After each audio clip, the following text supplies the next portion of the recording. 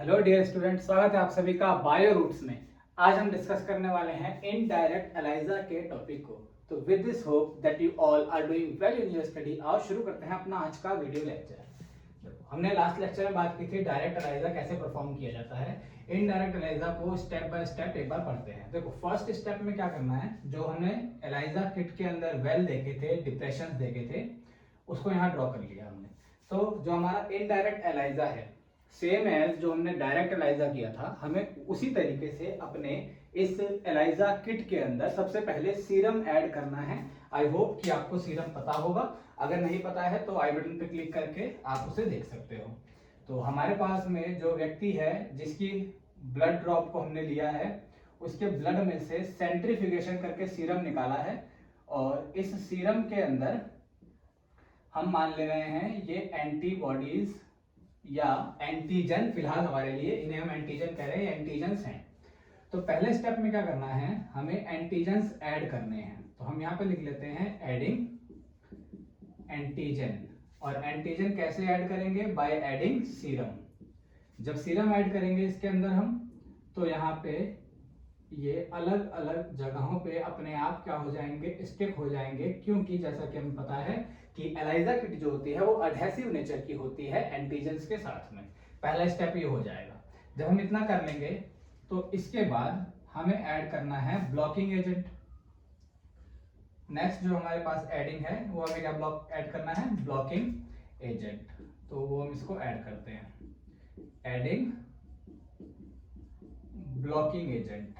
अब ये क्यों ऐड कर रहे हैं, ये भी सेम उसी टेस्ट की तरह जो हमने देखा था कि यहाँ पे क्या है, हमारे पास में हमारे एंटीजन्स हैं, और इसके अंदर हम जब ब्लॉकिंग एजेंट ऐड करेंगे तो एलाइजा प्लेट के ऊपर बची हुई सारी जगह जो एक्सपोज्ड है, आगे के टेस्ट में ये किसी और चीज के साथ ना जुड़ जाए, इसीलिए इसको ब्लॉक करने के लिए जिस केमिकल का यूज किया उसे क्या कह दिया हमने, ब्लॉकिंग एजेंट। आई होप ये आपको समझ आ रहा होगा। हाँ, एक और बात कि हम जैसे पिछले वाले टेस्ट में अपने बी एंटीजन को ढूंढने के लिए टेस्ट कर रहे थे, यहाँ पे भी जो हमारा टेस्ट हो रहा है वो बी एंटीजन को ढूंढने के लिए हो रहा है, ताकि हम एक पर्टिकुलर एंटीजन के अगेंस्ट कैसे हमें एलाइजा परफॉर्म करना है ये देख पाए। तो हम यहाँ पे ये भी लिख लेते हैं, इनडायरेक्ट एलाइजा किसके लिए कर रहे हैं, टू फाइंड एंटीजन बी। अब हम आगे देखते हैं। देखो, दो स्टेप हो गए बिल्कुल सेम।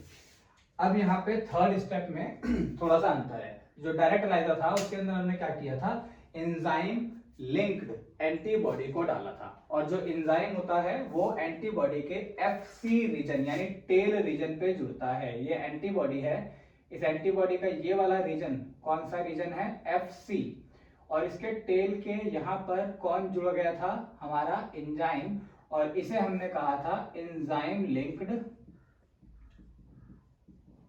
एंटीबॉडी। अब इनडायरेक्ट एलाइजा में हम एंजाइम लिंक्ड एंटीबॉडी अकेले एक नहीं डालेंगे, बल्कि एक ही एंटीबॉडी पर मल्टीपल एंजाइम्स लगाने पड़ेंगे और फिर ऐड करेंगे, ताकि हमारा रिजल्ट ज्यादा क्लियर दिखाई दे। ऐसे समझते हैं कि अगर एक ही बी एंटीजन है हमारे इस सीरम में, तो डायरेक्ट एलाइजा के थ्रू क्या होगा, जब ये वाला एंटीजन या ये वाला एंजाइम लिंक्ड एंटीबॉडी कॉम्प्लेक्स उस बी पे जुड़ेगा, तो सबस्ट्रेट कलर चेंज करने के लिए इस किट में हमारे पास कितने एंजाइम अवेलेबल है, केवल वन एंजाइम। लेकिन इनडायरेक्ट एलाइजा में एक ही जो हमारी एंटीबॉडी है इस पर मल्टीपल एंजाइम लगवा लेंगे और उसके बाद ऐड करेंगे। कैसे लगवाएंगे वो देखते हैं। हाँ, तो अब हम ये देखते हैं हमने क्या किया, कोई भी एक एंटीबॉडी ली जो इस समय एंटी बी एंटीबॉडी है, ये हमारी है एंटी बी एंटीबॉडी, क्योंकि ये हमारे बी एंटीजन को कुछ इस तरह से पकड़ लेती है, ऐसे है ना, इस तरह से बी एंटीजन को पकड़ती है। इसको हमें क्या कर देना है, एक होस्ट के अंदर ट्रांसफर कर देना है। ट्रांसफर किसमें करना है, होस्ट में।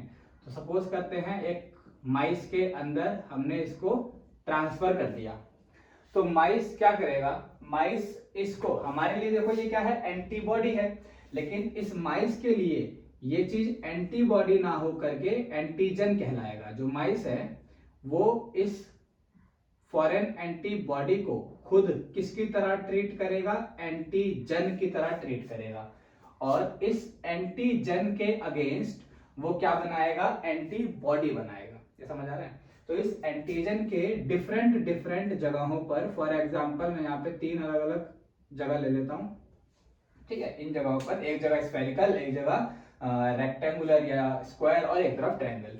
ये हमारे पास एपिटोप्स है हमारे एंटीजन पे, प्रोटीन्स के सरफेस के। तो ये ब्लू कलर वाली जो एंटीबॉडी बनी गई हैं, ये बनवाई है माइस ने, ताकि वो किसे ब्लॉक कर सके, अपनी बॉडी में बाहर से आए हुए एंटीजन को, जो एक्चुअली में हमारे लिए कौन है, एंटीबॉडी है, ठीक है। अब इस चीज को एंटीजन एंटीबॉडी कॉम्प्लेक्स कहा जाता है। आप इसे बाहर निकाल के क्या कर लो, आइसोलेट कर लो। तो ये जो हमारे पास में है, इसे क्या कर लेंगे, आइसोलेट कर लेंगे। आइसोलेट करेंगे, ये इस तरह से हमारे पास में आ गया, ये रहा ऐसे। और इसके ऊपर यहाँ पे ब्लू रंग वाली जो है वो कौन सी एंटीबॉडी है, जो इस चूहे ने बनवाई थी, ये वो वाली एंटीबॉडी है। अब इसके अंदर ऐड कर दो एंजाइम। इसके अंदर क्या ऐड कर लेंगे हम, एंजाइम्स ऐड कर देंगे। और जैसा कि हमने कहा था, एंजाइम कौन से रीजन पे जुड़ता है, एफसी रीजन पे जाके जुड़ता है।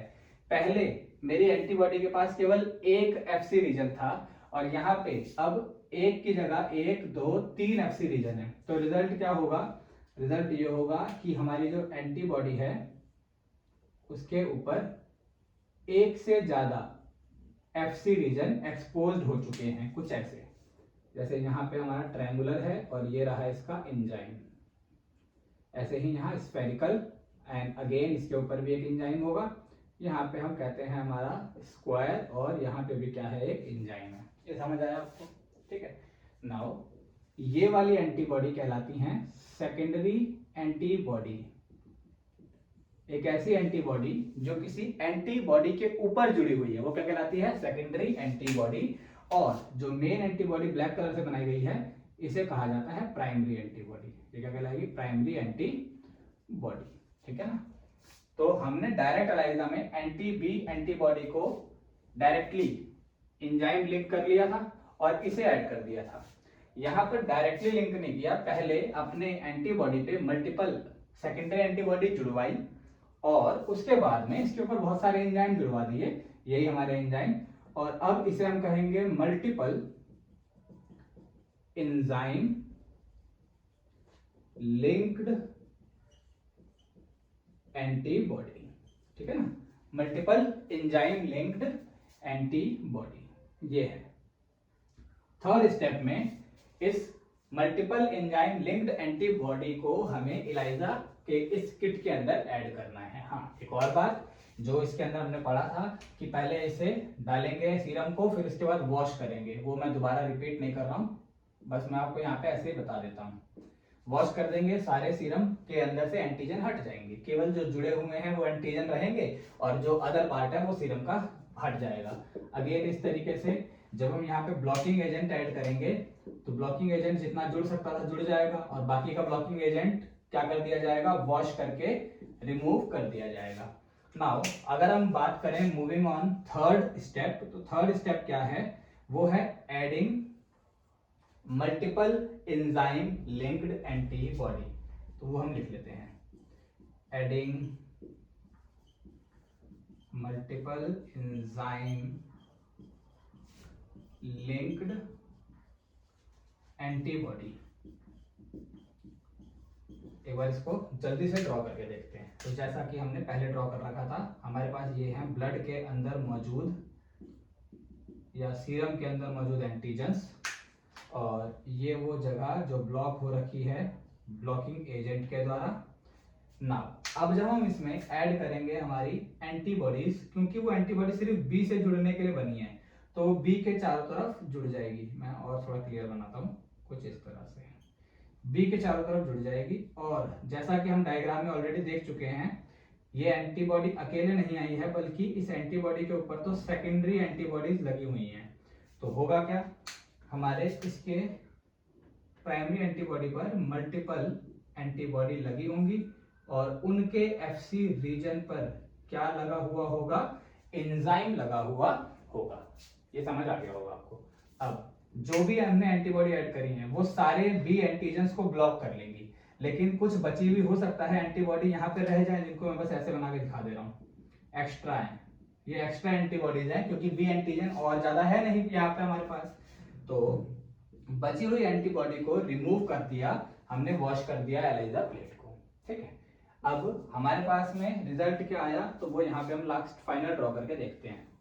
तो जो हमारे पास में एलाइजा किट है, इसमें मल्टीपल क्या जुड़े हुए हैं, हमारे एंटीजेंस जो ब्लड सीरम से मिले हैं, और एलाइजा प्लेट को ब्लॉक किया गया है किसके द्वारा, ब्लॉकिंग एजेंट के द्वारा।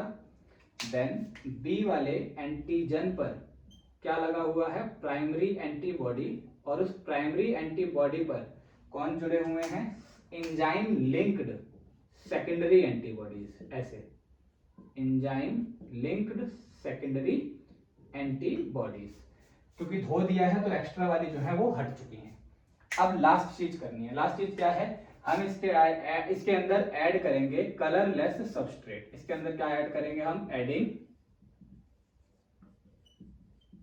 Colourless substrate.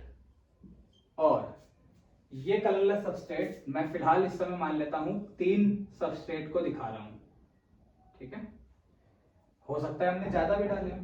तो यहाँ पे 3 अलग अलग क्या है मेरे पास, एंजाइम लिंक्ड एंटीबॉडी, 3 एंजाइम जो हैं वो ज्यादा, तीनों को बेसिकली कलरफुल प्रोडक्ट में चेंज कर देंगे। ये क्या हो जाएगा हमारा, कलरफुल प्रोडक्ट हो जाएगा। अब देखो डायरेक्ट और इनडायरेक्ट एलाइजा में अंतर क्या है, कब दोनों को यूज करना है। देखो डायरेक्ट एलाइजा में क्या होता है, जो एंजाइम है वो एक मौजूद होता है eventually at the end of the process, जिसकी वजह से सबस्ट्रेट अगर मैंने जैसे 10 डाल दिए, 10 कलरलेस सबस्ट्रेट, तो एक एंजाइम अगर एक ही मॉलिक्यूल को कन्वर्ट कर रहा है तो जो कलर चेंज हमें दिखाई देगा वो इतना सिग्निफिकेंट नहीं होगा कि वो आसानी से ऑब्जर्व किया जा सके, है ना। किसी भी सीरम के अंदर अगर एंटीजन बहुत कम है तो इतनी आसानी से पता नहीं लग पाएगा। लेकिन इनडायरेक्ट एलाइजा में क्या होगा, अगर सीरम के अंदर एंटीजन की मात्रा बहुत कम है, इन्फेक्शन बहुत इनिशियल स्टेज में है किसी व्यक्ति को और अभी बहुत ज्यादा इम्यून रिस्पॉन्स बना नहीं है, उस वक्त बॉडी में एंटीजन बहुत कम बने किसी पर्टिकुलर स्पेसिफिक बीमारी के लिए,